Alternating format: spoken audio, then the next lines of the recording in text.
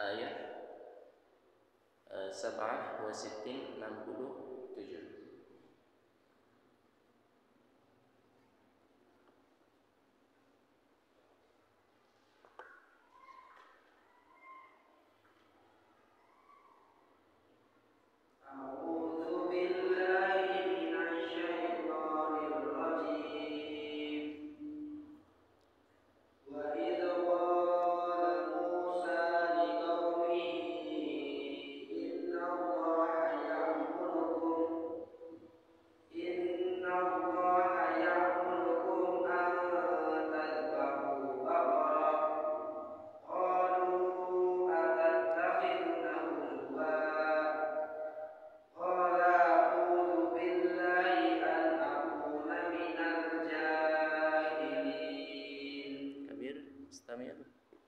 Continue please.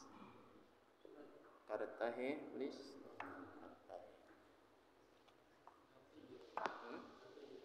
Lanjutkan.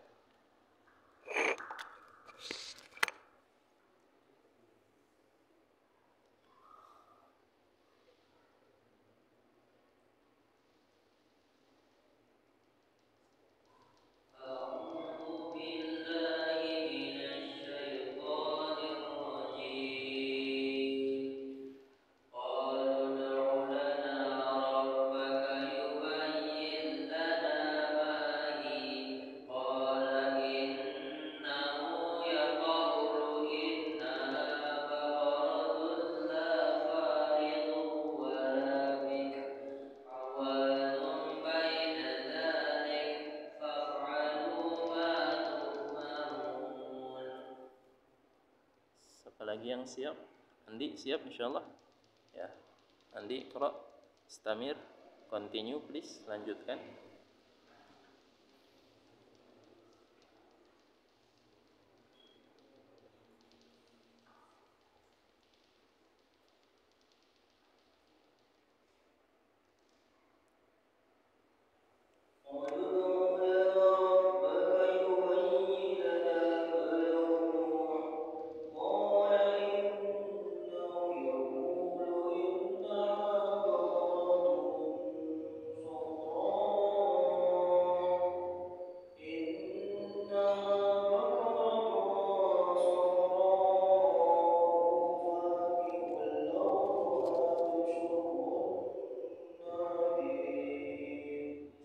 Siap? Adakah yang siap? Ridan, siap? Insyaallah, Ridan. Al-yaum ridan imamuna. Hari ini imam.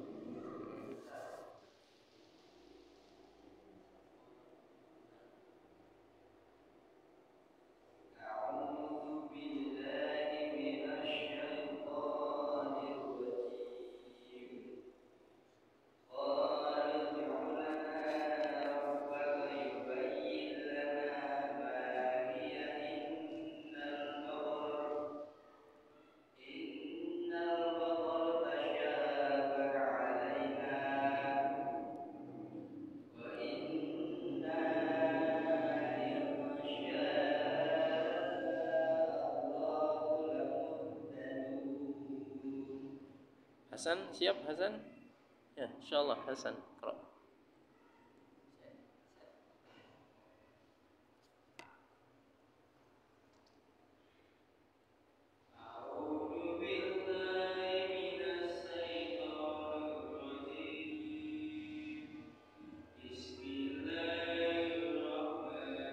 Isa jam berapa?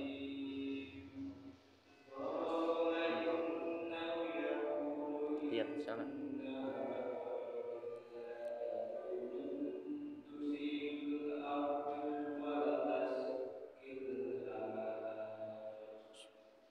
Ya, istamir lanjut. Wala taskil. Ya lanjut. Wala taskil.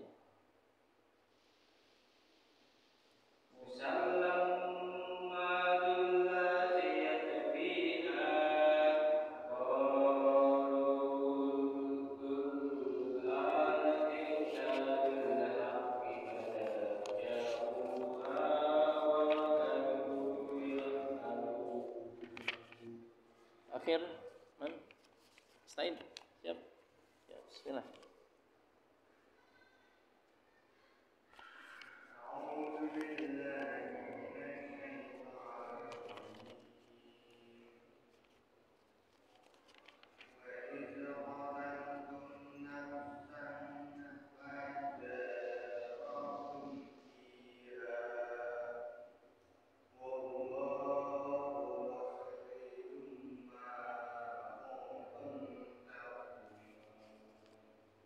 kok akhir sempurnakan satu ayat lagi.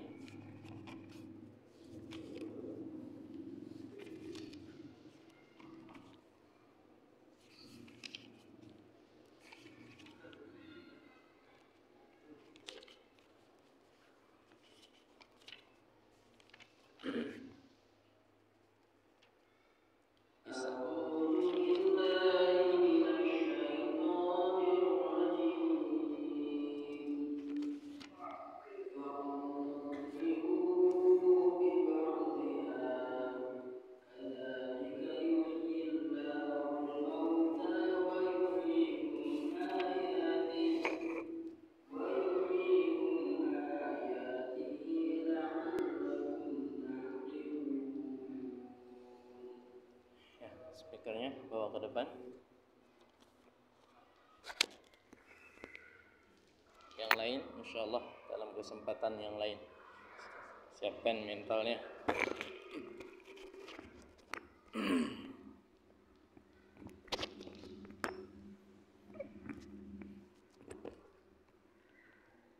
A'udzu billahi minasy syaithanir rajim.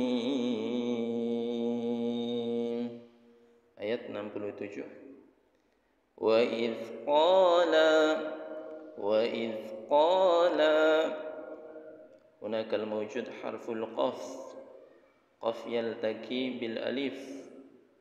Ada huruf qaf berharokat fathah bertemu dengan alif. Angrudi. Idgham bi gunah. Idgham fathah bertemu dengan alif. Tabi'i. Allah. Ya.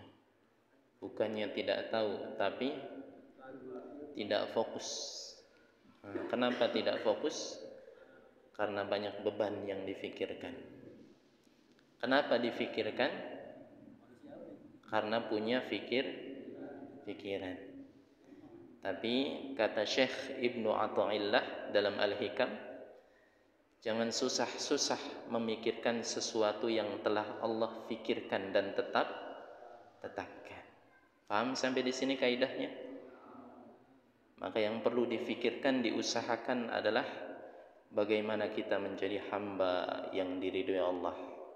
Selamat dari tipu daya duniawi. Selamat menuju surganya Allah. Wa idz qala Musa hadisa.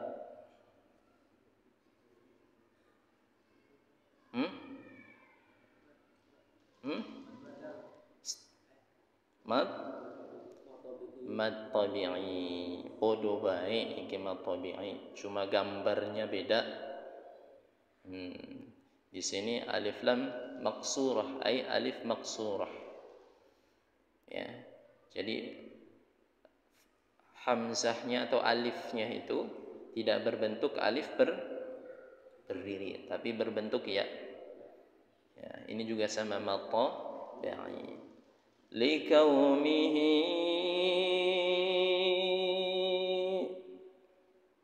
kabir.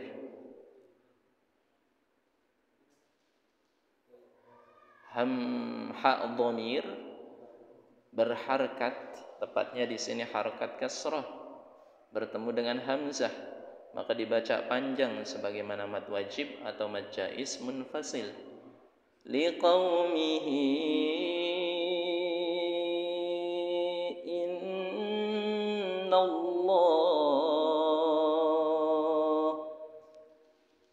Hi-nya apa hadi? Madsilah tawilah. Madsilah tawilah. Ingat-ingat, kalau ada hak dhamir, hak yang bulat, dia berharakat, hidup. Kemudian selanjutnya ada hamzah, baik itu hamzah berharakat fathah ataupun kasrah, maka disebut dengan mad silah tawi. Maka di Al-Quran ada tandanya panjang. Ada semuanya Al-Quran tandanya. Ya. A'udzu billahi minasy syaithanir rajim. Bismillahirrahmanirrahim. Wa idz qala Musa liqaumihi wadhkur, ingatlah, idz qala, tatkala berkata. Siapa yang berkata? Musa, yakni Nabi Musa alaihi salam. Liqaumihi, untuk kaumnya. Siapa kaumnya Nabi Musa? Bani Israel. Siapa itu Bani Israel? Eko? Oh, bukan ya. Kok keturunan siapa kamu? Siapa tahu keturunan Prabu Siliwangi. Nah,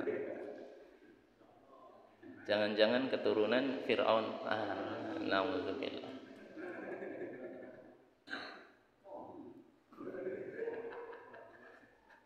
Oh, pantesan sholat dagang.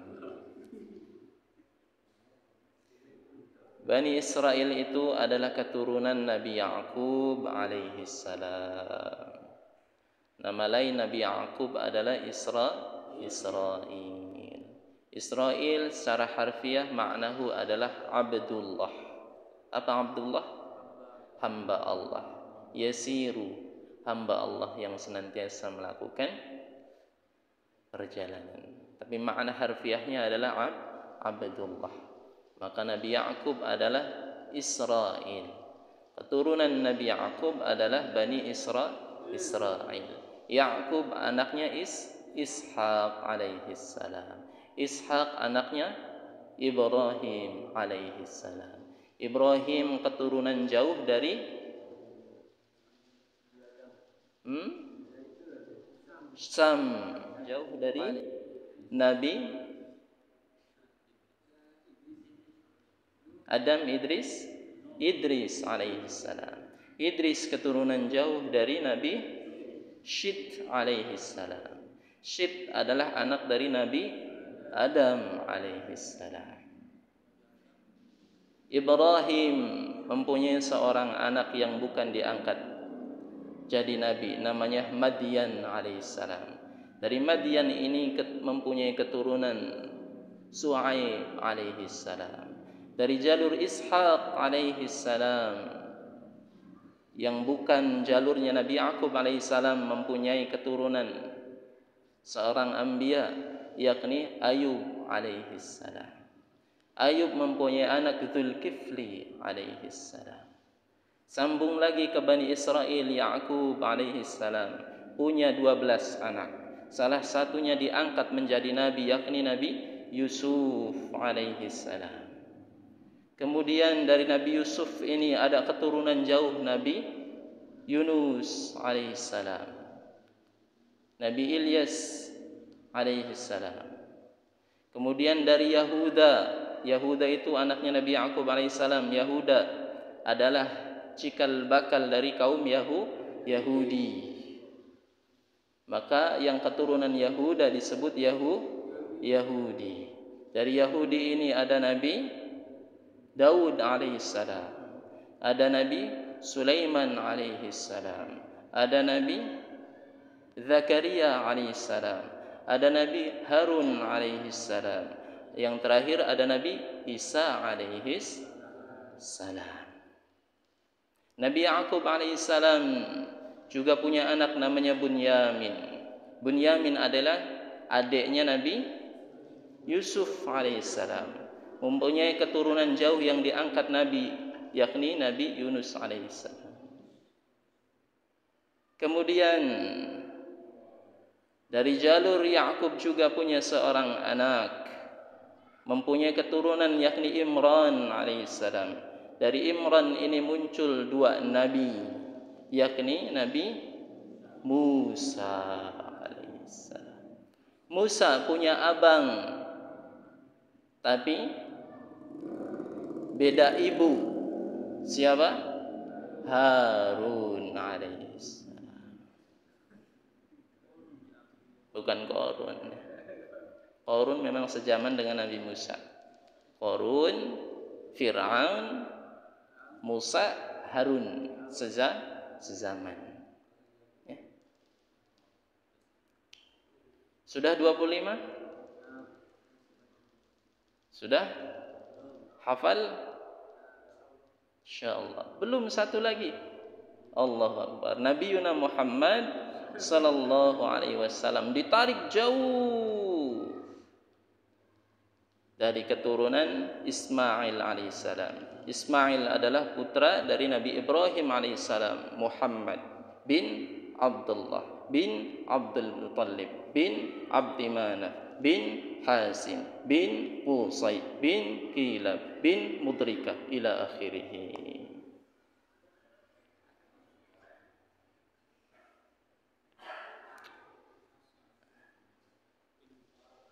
Wa idh qala, wadhkur, dan ingatlah ketika Musa berkata kepada kaumnya, yakni Bani Israel, wa qad qutila lahum qatilun, sungguh telah dibunuh di antara kalian, la yudra qatiluhu, tapi enggak tahu siapa yang membunuhnya. Ini tafsir dari ayat 67. Wa sa'alu Musa, maka mereka datang kepada Nabi Musa alaihissalam dan bertanya. Ceritanya ada orang terbunuh, tidak diketahui siapa yang membunuh, maka Bani Israel datang kepada Nabi Musa untuk menanyakan perihal siapa yang membunuh ini. Dalam kitab Ibnu Katsir, suatu ketika ada laki-laki tua yang memiliki harta yang banyak, tidak punya keturunan, tapi punya ponakan. Maka otomatis kalau laki ini meninggal, ahli warisnya adalah ponakan. Tetapi si ponakan ini tidak sabar, ingin cepat mendapatkan harta si lelaki tua ini. Kedua-duanya dari Bani Israel. Maka singkat cerita, satu malam pamannya ini diajak oleh ponakannya untuk melakukan safar, satu perjalanan. Dibunuh oleh ponakannya sendiri. Kemudian mayatnya itu ditaruh di gerbang salah satu kota, yang mana kota tersebut bukan kota tempat tinggal dia, tapi kota tetangga atau desa tetangga, ya. Tapi kedua-duanya merupakan Bani Israel, keturunan Nabi Ya'qub alaihissalam. Ya. Jadi adatnya, kalau seandainya terjadi pembunuhan,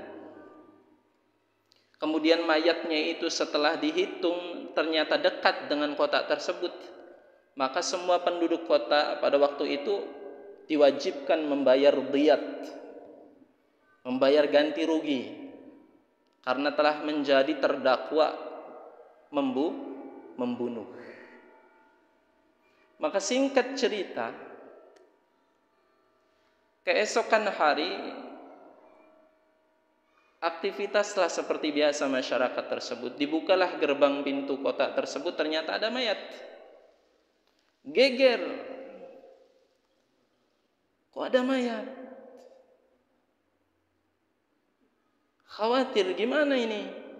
Sedangkan kalau diukur, orang ada di depan gerbang desa kita, berarti kita yang dapat hukuman. Kemudian datanglah ponakan ini, si pembunuh ini, ya, dengan melakukan sandiwara. Coba lihat siapa yang terbunuh ini, siapa? Mama.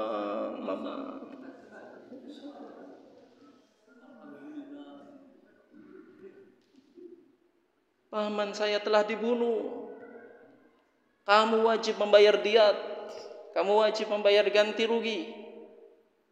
Penduduk kota nggak ngerasa membunuh, maka mereka menolak. Kata penduduk kota, bukannya kami nggak sanggup membayar ganti rugi, tetapi bukan kami yang bunuh. Maka di antara mereka ada yang berkata, bukankah di kalangan kita ada Nabiullah, yakni Nabi Musa alaihissalam. Ayo kita datang ke beliau. Kata ponakannya dengan kentangnya, ayo datang ke Nabiullah. Padahal dia yang membunuh. Ya. Wasa'alu Musa ayad'u Allah. Mereka bertanya kepada Nabi Musa, meminta kepada Nabi Musa supaya Nabi Musa berdoa kepada Allah Subhanahu wa taala. Ayubayyinahu lahum, supaya menjelaskan siapa ini yang membunuh.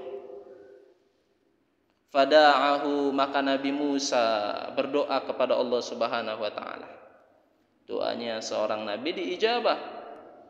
Maka Allah mengutus malaikat Jibril memberikan wahyu kepada Nabi Musa alaihi salam. Wahyunya apa? Innallaha ya'murukum an tadhbahu baqarah. Pengen tahu jawabannya? Kamu nanya? Hah? Kamu bertanya-tanya? Sudah lewat itu. Sekarang apa lagi yang viral? Gak ada.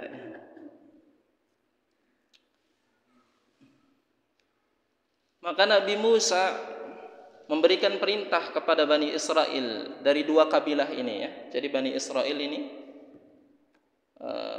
dari dua kabilah, dari dua qaryah atau dua desa. Ya. Pada masa itu yang namanya pembunuhan terjadi amat marak di kalangan Bani Israel. Makanya sampai dilakukan hukum diat seperti itu. Kalau mayatnya dekat dengan satu kampung, maka kampung yang dekat itu kewajiban bayar diat. Bahkan Bani Israel itu bukan hanya sekedar membunuh orang biasa, wa yaqtulunal anbiya. Bani Israel itu membunuh para nabi-nabinya, padahal dari keturunan mereka. Maka karena sebab ini mereka dilaknat oleh Allah Subhanahu wa taala.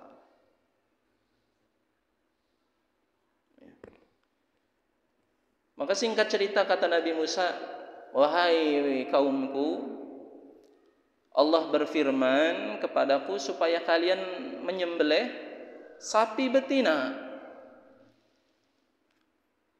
Kata para alim ulama dalam tafsir Ibnu Katsir, kalau seandainya Bani Israel tidak bertanya lagi dan cepat-cepat melaksanakan perintah Nabi Musa ini, tatkala Nabi Musa mengatakan sembelihlah sembelihlah sapi betina, maka niscaya selesai. Sapi yang mana aja, yang penting perempuan. Tapi Bani Israel, mereka yang minta petunjuk, mereka yang ngeledek. Ledeknya apa?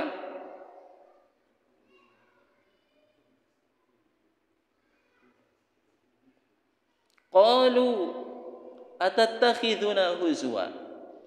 Bani Israel berkata, wahai Musa, ente guyonan, ngeledek, ana wong mati, kita kon sapa sing bunuhe, malah kongkon nyembelih sapi. Ini pertanda kalau hatinya ini meragukan kalau Nabi Musa ini nabi. Ini poinnya. Padahal mereka sendiri yang minta petunjuk. Maka di antara watak negatif yang tidak disukai oleh Allah dari kalangan Bani Israel, mereka senantiasa bertanya tapi untuk tujuan mengejek. Adakah di sini yang bertanya tapi tujuan mengejek? La tashabbuh bil munafik. Jangan menyerupai Bani Israel. Bertanya ada maksud dan tujuan. Benar-benar bertanya supaya jangan sesat di jalan. Wahai Musa, ente guyonan. Padahal kalau mereka mempunyai sifat sami'na wa ta'na, apa yang mereka dengar dari nabinya mereka laksanakan, selesai itu, dapat petunjuk. Qala, maka Nabi Musa berkata, a'udzu billahi an akuna minal jahilin. Aku bukan orang bodoh. Serius ini.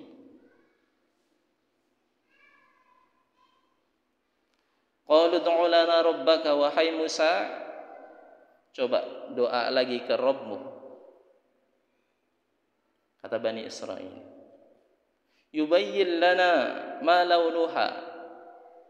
Doa ke Rabb, doa ke Allah, bertanya ke Allah sapi betinanya warnanya apa.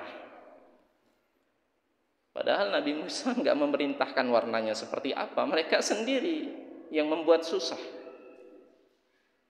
Maka karena kelakuan mereka ini Allah persulit, karena mereka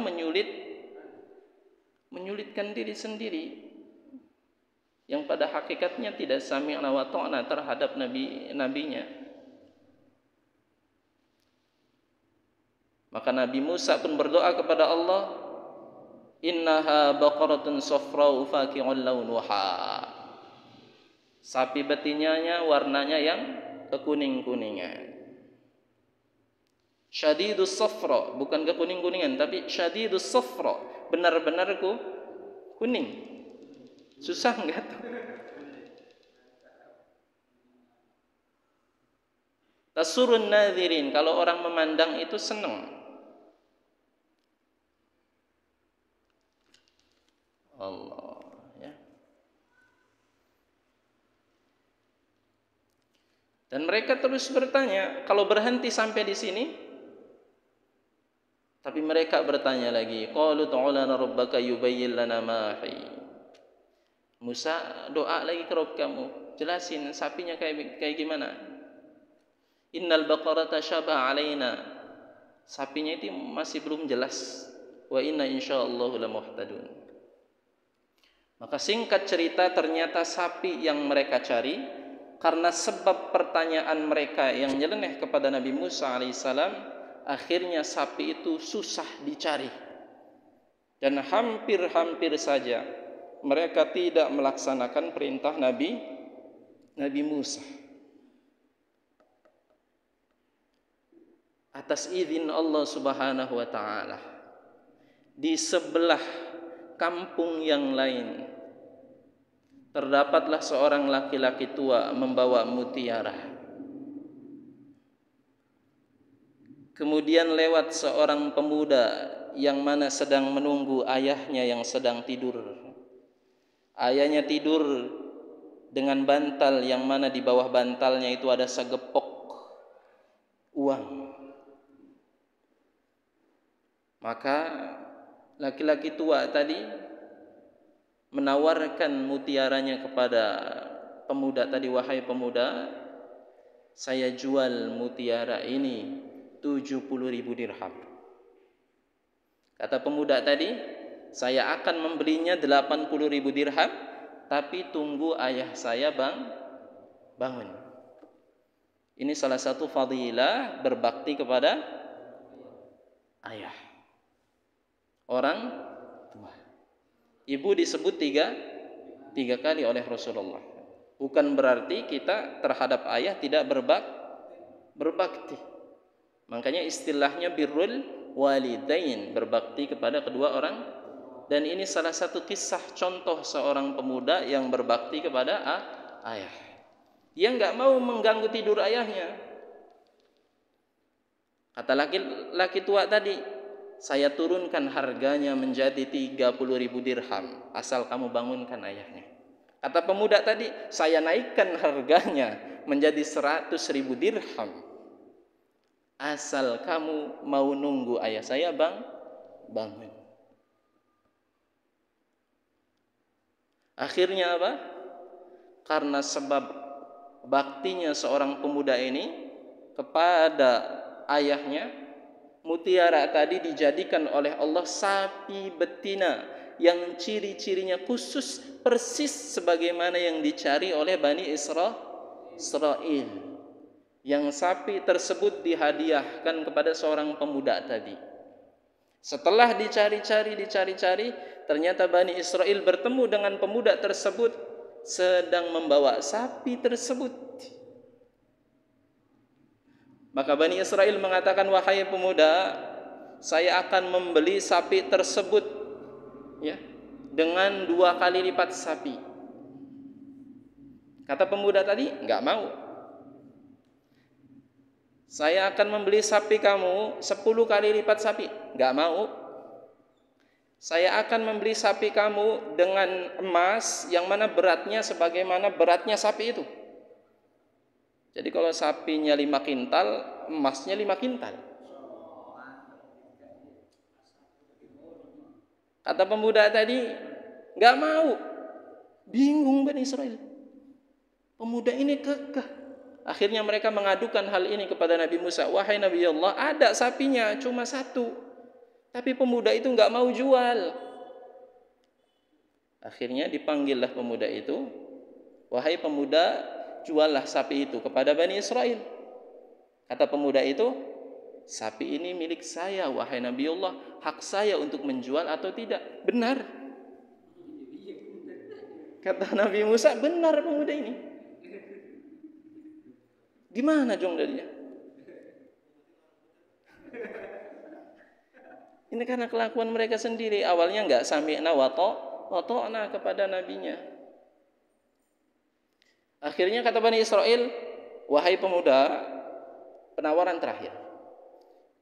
Saya akan membeli sapi kamu 10 kali lipat berat sapi itu dengan emas. Jadi kalau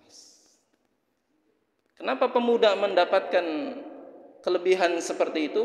Di antaranya karena fadilah berbakti kepada orang tua. Akhirnya sapi itu dijual. Nyengir pemuda itu. Allah. Wa idza aradallahu fayaqulu lahu, kalau Allah berkehendak, tidak ada yang mustahil, semua milik Allah. Semua milik Allah. Mobil milik Allah. Pengen mobil? Minta kepada siapa?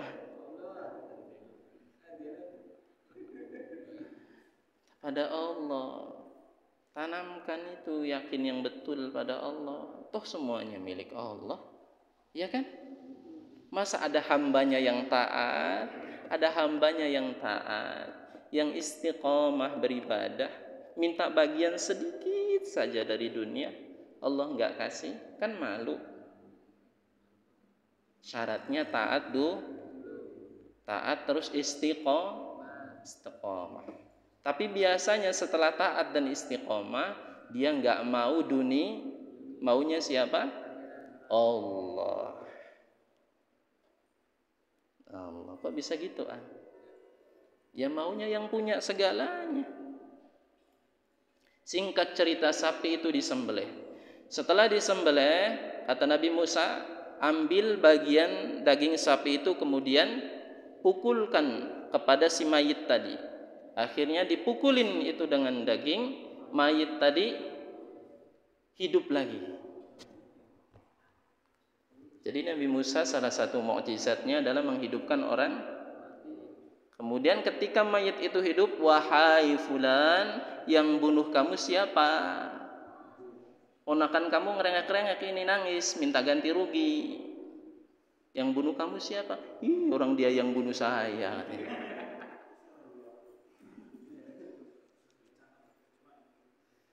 Setelah itu dimatikan lagi oleh Allah Subhanahu wa ta'ala.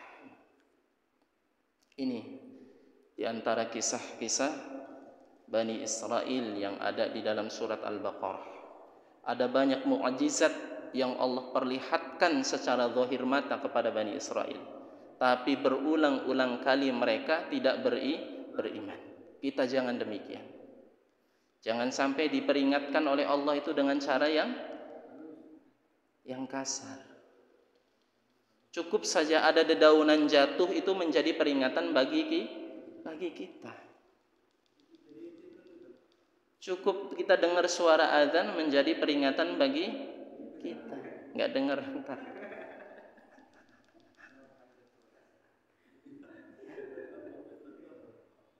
Bani Israel pernah diangkat di atas kepala mereka gunung Tur.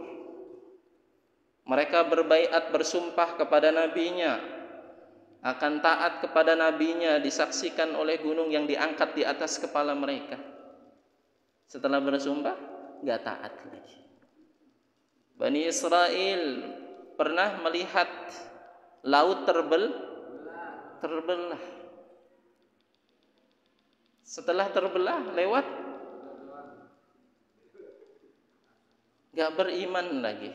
Bani Israel masih di dunia pernah dikirimin makanan dari surga.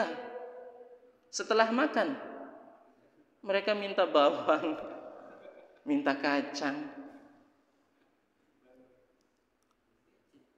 Ada banyak kesempatan yang Allah berikan kepada Bani Israel.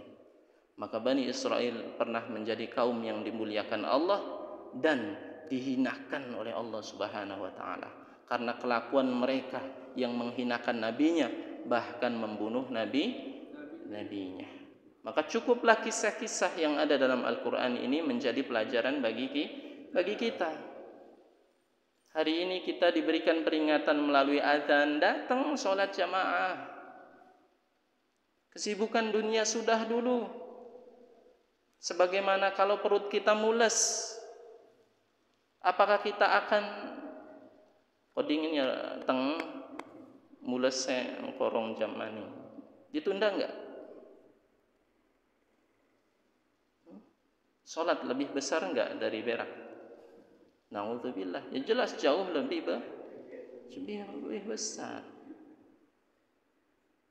Jadi yang menghalangi kita untuk taat pada Allah ini sebenarnya bukan kesibukan, tetapi karena qalbu kita, hati kita. Eko ini lagi sibuk repot ngelayanin orang. Dagang bukan main, dahsyat antriannya sampai keroyak. Tapi tiba-tiba di masjid ada pengumuman, barang siapa yang sholat zuhur berjamaah hari ini, waktu ini akan diberikan hadiah mobil. Kira-kira tinggalin gak tuh dagangannya? Hah? Kira-kira tinggalin gak tuh dagangannya? Kenapa ditinggalin? Dia punya antrian banyak orang yang beli, gak seberapa ketimbang Allah. Masuk waktu isya. Kita tutup dengan doa kifaratul majlis. Subhanallah bihamdihi, subhanallah bihamdika, asyhadu an la ilaha illa anta, astaghfiruka wa atubu ilaik.